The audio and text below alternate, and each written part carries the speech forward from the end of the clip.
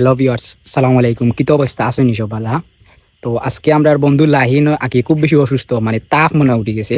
তো এখন তার বাড়িতে আইছি আমরা আকি তারে দেখাত, কিন্তু আমরা কেউ জানি না, খালি আলিয়ে কইছে আলির বাড়ি আর তার বাড়ি খাসে।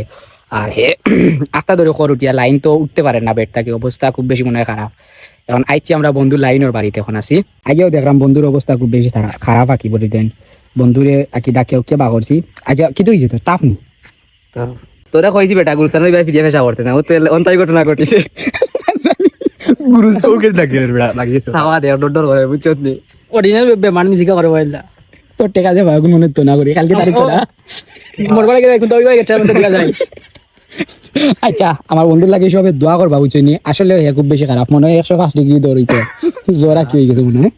ও তা বাস আইস হচ্ছে বুড়া বেটা তার মাথা জায়গাটাকে মনে দেবে ঠান্ডা লাগিয়ে দিলা না এটা আসলে তুই তো ভাই গুরুস্থান ভাই ফেসা ফেসা করিস না ও দুঃখ লাগে রাত 2টার সময় আইছি তোরে দেখা বুঝছত তুই আর যাইস নাই ভাই বেটা। আসলে এখন রাত প্রায় হয়ে গেছে 2টা, তোরা বাদে আমরা খাই লিতাম ফতা, আর আজকেও মনে হয় লাস্ট ফতা হয়।